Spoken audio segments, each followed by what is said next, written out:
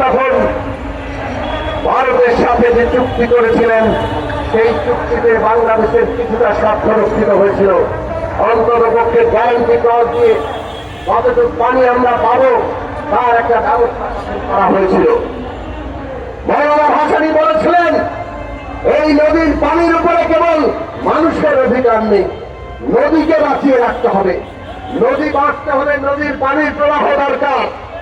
নদীতে যে জীবন আছে সমস্ত জীবনকে বেঁচে থাকতে হলে তার প্রবাহ ঠিক থাকতে হবে। পশু পক্ষী সাপ ব্যাঙ সকলেই কিন্তু এই পানির চক্রের সাথে যুক্ত। সবার অধিকার সকল প্রাণের হক এই নদীর মধ্যে। নদী যদি না থাকে তাহলে ভারত বাংলাদেশ, ওই বাংলা এই বাংলা সকলেই কিন্তু ক্ষতিগ্রস্ত হবে। আজকে আমরা দেখি ওরা আমাদেরকে ক্ষতিগ্রস্ত করেছে, কিন্তু ভারত সরকার আজকে তাদের নিজের দেশে থেকে ওই মালদহ মুর্শিদাবাদ জলাবদ্ধতায় আক্রান্ত, সেইখানকার লোক এই ফারাক্কা বাঁধ ভেঙে ফেলতে চায়। আজকে ফারাক্কা বাঁধের কারণে উজানে যে চর পড়েছে সেইখানে বিহার এবং উত্তরপ্রদেশের একটা অংশ সেখানে বন্যায় প্লাবিত হয়। আজকে যে ভাগীরথীর পানি নিয়ে গিয়ে কলকাতা বন্দরকে নব্য করার কথা, সেই ভাগীরথীর এবং কলকাতা বন্দরের নব্যতা তারা সেই মতো অর্জন করতে পারে নাই। কাজেই আজকে পরিষ্কার হয়ে গেছে সারা দুনিয়া যখন এক জায়গায় আসছে যে এই প্রকৃতি রক্ষা না করে মানুষ তার সভ্যতা বাঁচতে পারে না, তখন এই সমস্ত বাস টিকিয়ে রেখে আসলে কার্যত তারা তাদের যে বড় ভাইগিরি, দাদাগিরি, মাদকগিরি, দখলদারি, আধিপত্য সেইটা তারা টিকিয়ে রাখতে চায়। বাংলাদেশে একের পর এক সরকার এসছে, বিশেষত গত 15 বছর ধরে শেখ হাসিনার সরকার, তারা নিজেদের গদির বদলে বাংলাদেশের সকল স্বার্থ জবানবন্দি দিয়েছে। বিশেষভাবে তারা নিজেরাই বলেছে ভারতকে এত দিয়েছি চিরকাল মনে রাখবে, কিন্তু বাংলাদেশের জন্য কি এনেছেন? শেখ হাসিনার গদি। সেই গদি এইবার মানুষ উল্টে দিয়েছে এবং ভারতের আধিপত্যকে উল্টে দেওয়া হবে।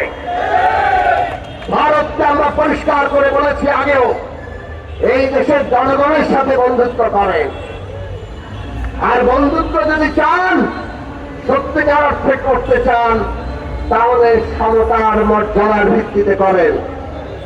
কারো অধিকার হরণ করে বন্ধুত্ব হয় না, সেইটাকে দাসত্ব বলে। যে আমাদের অধিকার হরণ করছে, আমাদের প্রতি মুহূর্তে ঠকাচ্ছে, তাদেরকে যদি আমরা বন্ধু ভাবি তাহলে আসলে আমাদের শারীরিক ভাবে আমরা কেবল দাস নই, মানসিক ভাবে আমরা দাস। দাসত্বের যুগ শেষ হয়েছে। বাংলাদেশের মানুষ আর ওই ভারতের একতরফা সমস্ত কিছু বাংলাদেশ থেকে তারা কেড়ে নিয়ে যাবে, আর আমরা আমাদের অধিকার পাবো না, এইটা আর মানবে না বাংলাদেশের মানুষ। ভারতকে আমরা বারবার বলেছি আমরা প্রতিবেশী বদলাতে পারবো না, আপনারাও প্রতিবেশী বদলাতে পারবেন না। কাজেই আমরা দুই দেশের জনগণের মধ্যে বন্ধুত্ব চাই, কিন্তু সেই বন্ধুত্ব যদি মর্যাদার ভিত্তিতে না হয়, আপনারা যেহেতু ক্ষমতার দেখান, দাপটের উপর চলতে চান।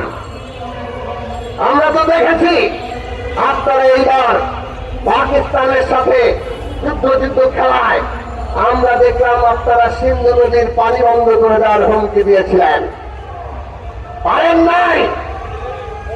এত বছরও পাকিস্তানের সাথে এত যুদ্ধ, সিন্ধু নদীর পানি বন্ধ করতে পারেন নাই, কারণ ক্ষমতার দাপটে ওইখানে আপনারা দাপটে জিতে যেতে পারেন না।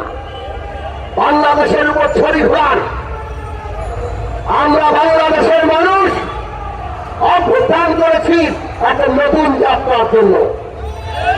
আমরা সারা দেশের মানুষকে ঐক্যবদ্ধ করব, তার প্রয়োজনীয় গণতান্ত্রিক রাজনৈতিক ব্যবস্থা তৈরি করব। আমরা অর্থনৈতিকভাবে শক্তিশালী হব এবং আমাদের দেশের সমস্ত শক্তির উপর দাঁড়িয়ে ভারতের এই দাপটকে আমরা ভেঙে ফেলব।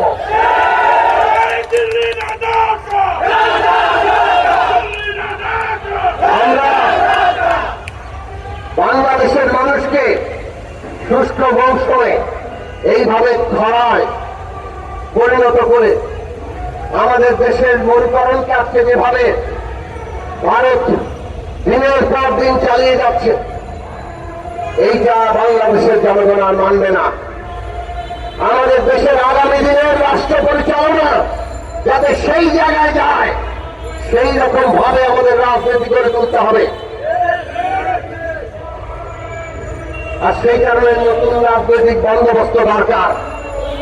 এই বন্দোবস্ত গণতান্ত্রিক বন্দোবস্ত, কিন্তু একটা দেশের নতুন রাজনৈতিক বন্দোবস্ত, গণতান্ত্রিক বন্দোবস্ত তৈরি হতে হলে গণতান্ত্রিক শক্তি লাগে, দেশপ্রেমিক শক্তি লাগে। আজকে আমরা বাংলাদেশের জনগণের পক্ষে একটা গণতান্ত্রিক শক্তি সেইভাবে এখনো গড়ে উঠতে দেখছি না। আমরা চেষ্টা করছি, জনগণকে সচেতন হতে হবে। জনগণ যদি সচেতন না হন, গণতান্ত্রিক রাজনৈতিক শক্তি যদি গড়ে না উঠে যারা দেশের জনগণের স্বার্থ রক্ষা করবে, তাহলে বাংলাদেশকে ওই জায়গায় আমরা নিতে পারবো না, নতুন বন্দোবস্তে নিতে পারবো না। যে বন্দোবস্ত আমাদের স্বাধীনতা সার্বভৌমত্ব, যে বন্দোবস্ত আমাদের জনগণের মুক্তি, আমাদের প্রকৃতির সুরক্ষা নিশ্চিত করবে। বন্ধুরা আমার, আজকে অনেকেই স্বাধীনতা সার্বভৌমত্বের পক্ষে কথা বলেন, এমনকি ভারতেরও বিরোধিতা করেন, কিন্তু আমরা তাদেরকেই দেখি দেশের মানুষের অধিকারের পক্ষে তারা নাই। যখন আমাদের কর্মচারীরা, আমাদের আউটসোর্সিং কর্মচারীরা, তৃতীয় চতুর্থ শ্রেণীর কর্মচারীরা দৈনিক মজুরি ভিত্তিক এক সরকারি অফিসে 3 ধরনের বৈষম্য তৈরি করে রেখেছে। আজকে যখন সরকারি অফিসে কর্মচারীরা কাজ করে, কিন্তু তাদের পরিচয় কি সেটা নির্দিষ্ট না, তারা কি শ্রমিক না কর্মচারী, কোন পরিচয়ে কোন আইনের আওতায় আজকে তাদেরকে আনা হয় না। এই অবস্থা চলে, তখন আমরা নীরব থাকতে দেখি। আমরা দেখি যখন গার্মেন্ট শ্রমিকরা তারা আন্দোলনের নামে তাদের বাঁচার দাবিতে, মজুরির দাবিতে, অধিকারের দাবিতে, ট্রেড ইউনিয়নের দাবিতে, তখন আমরা অনেককে নীরব থাকতে দেখি।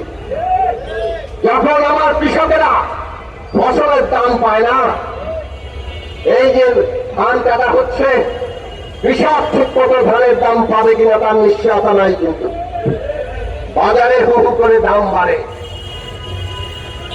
এই কথা আমরা আগে থেকেই বলে আসছি, কারণ আগে থেকেই হয়ে আসছে। অবস্থা কি বদলেছে? এই জায়গাটা আমাদের প্রশ্ন করতে হবে। তাহলে কৃষক যখন থাকে, তখন তো আমরা অনেককে কথা বলতে দেখি না।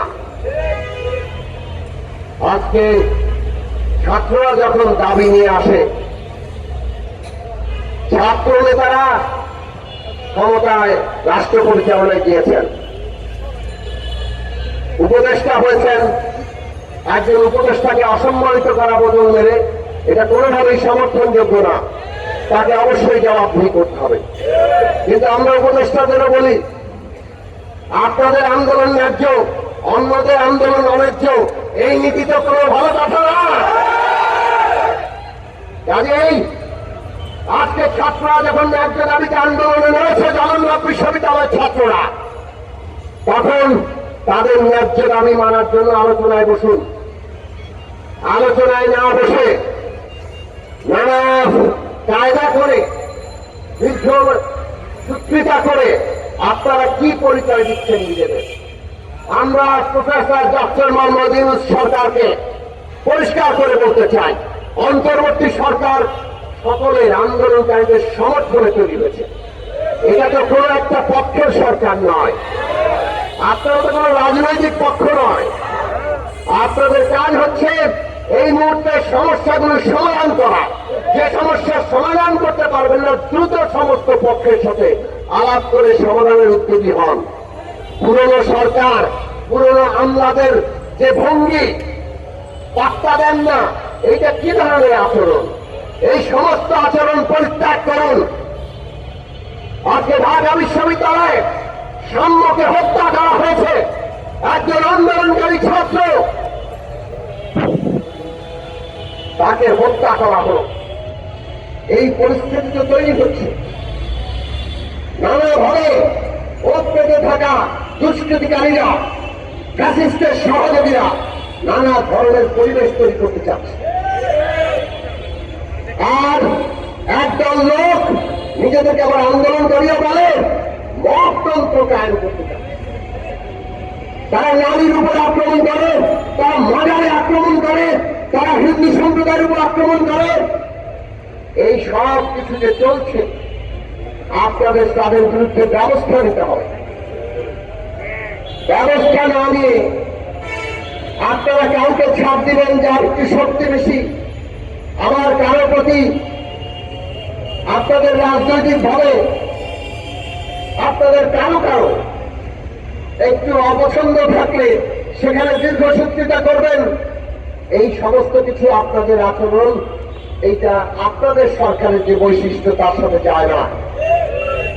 সুতরাং ডক্টর মোহাম্মদ ইউনূস, তাদের কাছে আমরা অনুরোধ করব, অন্তর্বর্তী সরকার প্রধান হিসাবে আপনার বিচার, সংস্কার এবং নির্বাচন, এই তিন বিষয় একসাথে চলে বাংলাদেশকে একটা যথার্থ উত্তরণে নিয়ে যাওয়ার দায়িত্ব আপনার কাছে। বিচার, সংস্কার, নির্বাচন, এই তিনটা একসাথে চলতে হবে। এই তিনটার সাথে কেউ কোনো বিরোধ লাগিয়ে দিয়ে কোনো কিছু প্রলম্বিত করা জনগণ মানবে না। কাজেই মানুষ বিচার চায়, মানুষ সংস্কার চায়, মানুষ নির্বাচন চায়, এবং এই তিনটা জিনিসকে একসাথে চালিয়ে নিন। সমস্ত রাজনৈতিক পক্ষের সাথে আরো নিবিড় আলোচনা করুন এবং ইতিমধ্যে যতগুলো সমস্যা তৈরি হচ্ছে সেই সমস্যাগুলোকে দ্রুত সমাধান করে আজকে জনগণের যে ঐক্য, সেই ঐক্যকে ফিরিয়ে আনুন। আমাদেরকে অনেক আন্তর্জাতিক পরিস্থিতি মোকাবেলা করতে হবে। বিশেষত ভারত সরকার, তাদের উগ্র ফ্যাসিস্ট ওই বিজেপি সরকার, তারা যে ধরনের নীতি গ্রহণ করছে, তার বিরুদ্ধে বাংলাদেশের জনগণের ঐক্যই হচ্ছে আমাদের রাষ্ট্র শক্তি। আর সেই ঐক্যকে সারা দুনিয়ার কাছে আমাদের হাজির করতে হবে। আপনাদের কোন ভূমিকা যাতে জনগণের মধ্যে কোন অনৈক্য সৃষ্টি না করে, সেইটা আপনাদের সর্বাগ্রে বিবেচনায় রাখা দরকার। আর সেই কারণে আমরা বলি, আজকে ফারাক্কা দিবসে আহ্বান জানাই, বাংলাদেশের স্বার্থ ঊর্ধ্বে তুলে ধরার জন্য আপনাদের ঐক্যবদ্ধ করার যে উদ্যোগ, সেই উদ্যোগ আমরা দেখতে চাই। চট্টগ্রাম বন্দর আপনারা বিদেশিদের কাছে দিতে চান, জনগণকে একমত কিনা সেটা আপনারা জিজ্ঞেস করেন নাই। কি পদ্ধতিতে এটা দেওয়া হচ্ছে আপনারা সেটা খোলাসা করেন নাই। এইভাবে কাজ করার এখতিয়ার আপনার নাই। আপনাদের উচিত রাজনৈতিক পক্ষগুলোর সাথে আলোচনা করা।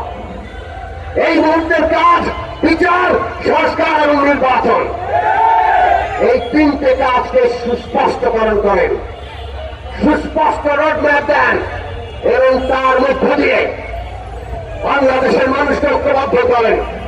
তারপরে আমরা ঠিক করতে পারবো আমাদের উন্নতির জন্য আর কি কি প্রয়োজন, এবং আমরা যেগুলিতে জনগণ একমত হয় আপনাদের সরকারকে আমরা পূর্ণ সহযোগিতা করব।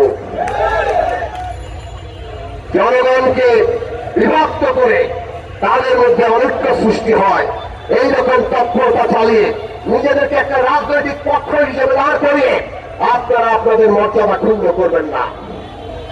বন্ধুগণ, আমার এই সমাবেশ থেকে আমরা গত 50 বছর ধরে মৌলানা ভাসানী লন্ডন আমাদেরকে যে পথ দেখিয়েছে, এই দেশের মানুষের মুক্তি, প্রাণ প্রকৃতির মুক্তি এবং আমাদের দেশের স্বাধীনতা সার্বভৌমত্ব রক্ষা করা, এই তিনকে এক সূত্রে গঠিত করে বাংলাদেশের জনগণকে ঐক্যবদ্ধ করে জনসংহতি আন্দোলন তার এগিয়ে চালাকে আরো সুদৃঢ় করবে এবং আগামী দিনে জনগণের স্বার্থ রক্ষায় যে কোনো রকম আত্মত্যাগ করার জন্য আমরা প্রস্তুত আছি।